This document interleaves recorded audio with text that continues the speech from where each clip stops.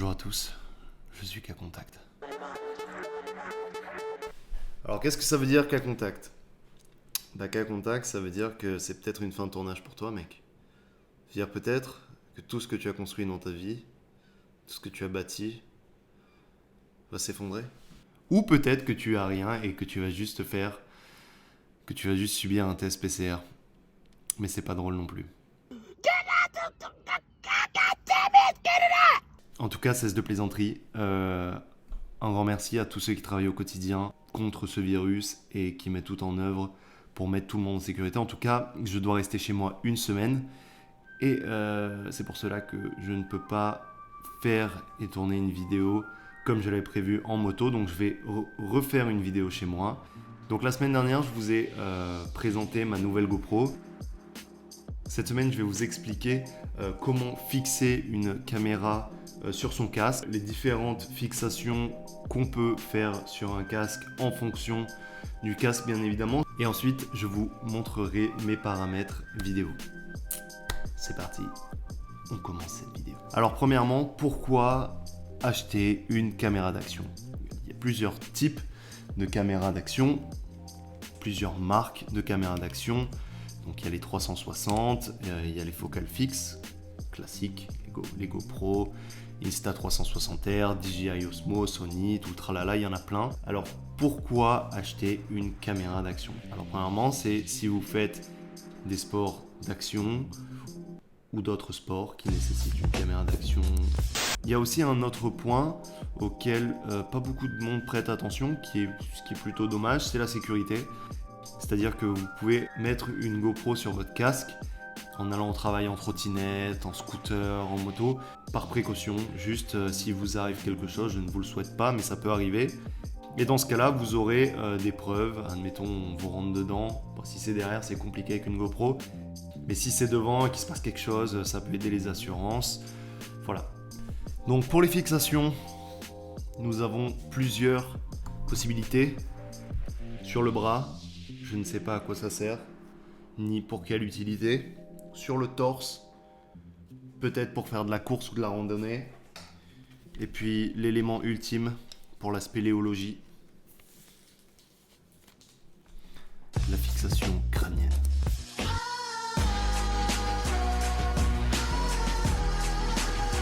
Et puis si comme moi vous faites tout simplement de la moto, vous prenez un casque, vous avez plusieurs types de fixations. On prend la GoPro, ça peut aider. Vous pouvez mettre sur le top du casque. Alors, sur le top du casque, si vous n'avez pas de mentonnière, mais si vous avez une mentonnière, je ne vous le conseille pas, tout simplement parce que ça ne fait pas une vue très immersive. Il y a beaucoup de prise au vent. On se sent pas à la place du pilote en fait. On a l'impression qu'on est là, on ne sait pas trop ce qu'on fait là. Mais voilà, il y a beaucoup de prise au vent, c'est assez désagréable quand on conduit avec.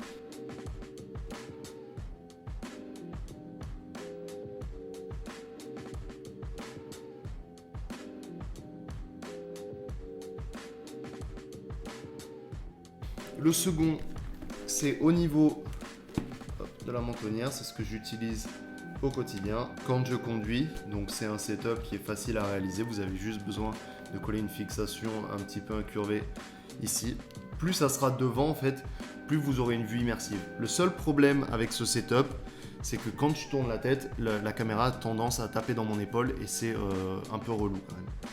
Voilà, donc ça c'est le setup que j'utilise. Ça fait une semaine que je l'ai, je vais déjà la casser, c'est incroyable. Et aujourd'hui, dans cette vidéo, spécialement pour vous, spectateurs ébahis, je vais réaliser le collage d'une fixation frontale. Donc, qu'est-ce qu'une fixation frontale? C'est pas une fixation sur le front, c'est juste une fixation avant. Donc, je vais enlever tout ça. Sympa, hein? Donc, je vais venir mettre une fixation ici à l'aide d'une pâte à modeler collante, voilà, que j'ai acheté, que je vous mettrai ensuite en description, vous aurez une petite vidéo sympathique.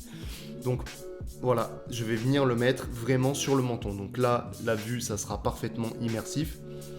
Il n'y aura pas de prise au vent et ça ne me gênera pas quand je tournerai la tête, donc ça sera super cool. Voilà, donc ça c'est pour les 3 points de vue principaux pour faire de la moto, de la trottinette, du scooter.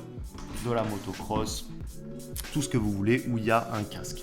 Donc avant tout, si vous avez une caméra à plus de 500 €, la moindre des choses, c'est juste de la protéger. Donc vous avez plein de packs sur plein de sites qui vendent de la protection pour caméra. Donc vous commencez par laver les écrans, ensuite vous essuyez. S'il y a un petit peu de poussière, vous utiliserez, il y aura toujours des autocollants pour enlever les excès de poussière. Donc vous enlevez les excès de poussière et ensuite vous viendrez coller vos vitres. Surtout pour la moto, il peut souvent y avoir des projectiles qui sont projetés par les autres utilisateurs qui vont vous envoyer des petits gravats. Donc si ça va sur la visière, c'est relou parce que ça fait une trace, mais ça fera pareil sur l'écran de votre GoPro. Sauf que le problème, c'est que quand vous filmez, il y aura des petites traces. Donc vous protégez et si ça casse, ça sera protégé. Alors, pour ce faire, on va avoir besoin d'un cutter, d'un papier de verre ou d'une lime à ongles, une petite lingette nettoyante et l'espèce de pâte à modeler collante qui va venir se fixer à l'arrière de notre fixation GoPro. Donc pour commencer, en premier on va venir poncer, si vous avez du papier de verre c'est mieux, mais poncer notre fixation GoPro. Le but c'est de créer une surface poreuse pour que la pâte à modeler ait une meilleure adhérence. Donc maintenant je vais venir ouvrir l'espèce de pâte à modeler collante. Il faut savoir que dès que vous allez faire ça, vous allez avoir les mains toutes noires. C'est mieux si vous n'avez pas de rendez-vous ou de dîner galant en approche, parce que ça risquerait de faire un petit peu crade. Alors une fois que vous avez tout ouvert, c'est comme de la pâte à modeler en fait. Vous allez venir la chauffer. Mais juste avant de faire cette fixation, je vous conseille de prendre une lingette pour écran, de venir enlever les saletés qui peuvent être sur votre casque juste devant. Hop. Donc une fois qu'on a la texture recherchée, donc vraiment mou, on va venir, de toute façon vous allez le sentir sur vos doigts, ça va commencer à bien coller. Ok, donc une fois que c'est vraiment bien malléable, bien mou, on va venir la fixer et bien appuyer sur la fixation GoPro. Comme c'était de la pâte à modeler, vous allez bien fixer ça. Ça sent vraiment pas bon par contre. Incroyable. Alors c'est normal que ça déborde de partout. C'est tout à fait normal. Vous allez venir bien appuyer. Et une fois que c'est justement comme ça, bien fixé, je vous conseille d'aller vous laver les mains. D'accord ? Et on va faire les finitions directement sur le casque. Donc maintenant, la partie la plus technique. Il faut réussir à enlever les excédents de pâte avec un cutter tout en évitant de rayer son casque. Donc c'est la partie la plus technique. Donc une fois que vous avez enlevé l'excès de pâte, en fait, vous pouvez faire bien les finitions proprement. Donc vous voyez tout ce qui me reste de pâte. Donc je pense qu'un paquet et demi c'est largement suffisant, voire un paquet. Mais bon, vaut mieux plus que pas assez, surtout que c'est pas très cher. Je vous mettrai le lien en description de cette pâte à modeler, c'est ça. Moldable Glue de Sugru. Une fois que vous avez appliqué la colle, il faut laisser sécher 24 heures.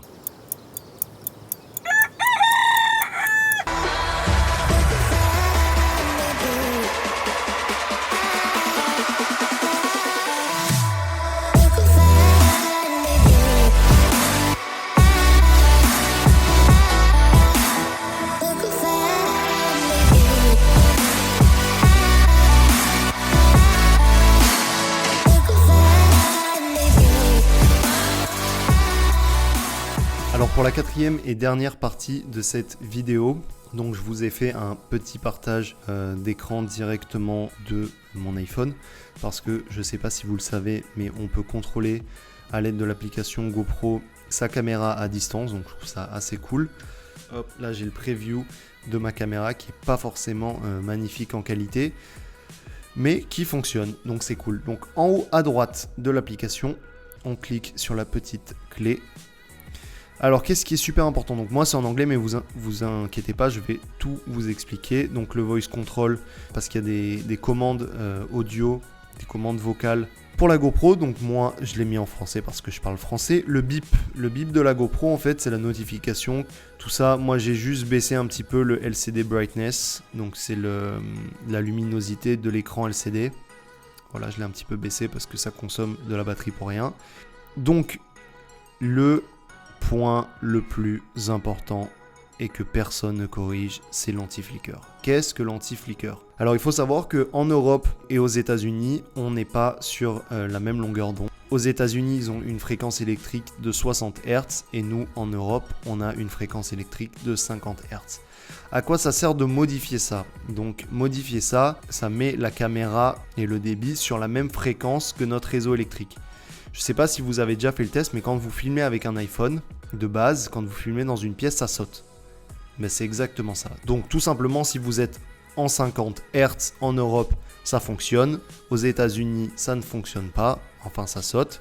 60 Hz aux États-Unis, ça marche. 60 Hz en Europe, ça ne marche pas. Donc ça, c'est pour tout ce qui filme. Donc si vous avez une caméra, un DSLR, peu importe avec quoi vous filmez, changez la fréquence et mettez sur 50 Hz en Europe et 60 Hz aux États-Unis. Donc là, on sort dans les paramètres vidéo. Alors, en résolution, moi je filme en 4K, en 25 images par seconde. Donc là, pareil, dès que vous aurez choisi la fréquence PAL, vous aurez 25, 24, 25 et 50. La lens, je me mets toujours en super view, donc c'est vraiment la vue la plus large possible, l'hyper grand angle. Hyper smooth, en fait, c'est la stabilisation, donc toujours en on. Donc avant, on pouvait tout modifier directement sur l'application GoPro, et maintenant, ils ont rajouté la possibilité de configurer des shortcuts. Shortcuts qui veut dire raccourci. Donc maintenant, on ne peut plus rien modifier directement sur le téléphone, ce qui est quand même très con parce qu'en général, quand on a la caméra accrochée sur le casque, on n'a pas envie d'aller. Donc si vous voulez modifier le vent, l'audio, la couleur, les ISO, la balance des blancs, tout ça, il faudra directement aller sur sa caméra. En tout cas, moi je laisse tout sur automatique, mis à part une chose, c'est la couleur. Donc vous cliquerez sur couleur, vous allez sur votre GoPro, vous cliquerez sur couleur et vous enlevez la couleur de GoPro et vous mettez sur plat. Vous mettez sur plat si derrière votre but c'est faire du montage. Si vous voulez mettre vos couleurs et faire votre colorimétrie, mettez sur plat. Maintenant, si vous voulez rien toucher, laissez sur les couleurs GoPro, ça fait très bien le travail. La balance des blancs, je laisse sur automatique. Les ISO, ça dépend si vous filmez de jour ou de nuit, ça c'est à vous de faire le test. Moi j'ai laissé les paramètres de base de GoPro parce que je trouve que ça me va très bien. Et voilà, c'est à peu près tout pour les réglages. Donc comme je vous ai dit, GoPro a tout enlevé de l'application mobile. Je trouve ça complètement ridicule. Et j'espère qu'ils feront une mise à jour très vite pour corriger ça. Ça y est, cette vidéo doit s'arrêter. Je sais que vous prenez beaucoup de plaisir à être avec moi. Mais voilà, c'est la fin. C'est la fin de cette vidéo. En tout cas, j'espère que cette vidéo vous a plu. J'espère que vous avez pu apprendre 2-3 petites choses intéressantes. Maintenant, si vous avez des façons différentes de faire... Attends, c'est dur à dire. Si vous avez des façons différentes de faire par rapport à mes façons de faire, c'est trop compliqué encore. On va recommencer. Si vous avez des façons différentes de faire par rapport à moi, Ok. merci de me les mettre en commentaire. Ça peut m'aider et ça peut aider peut-être les autres. En tout cas, si ça vous a plu, n'hésitez pas à mettre un petit pouce bleu, ça me fait toujours plaisir. N'hésitez pas à vous abonner, activer la cloche. Ça fait très youtubeur de dire ça, je suis pas encore à ce niveau-là, tu vois, mais je suis obligé. Donc faites-le. S'il vous plaît, faites-le. C'est pour la cause.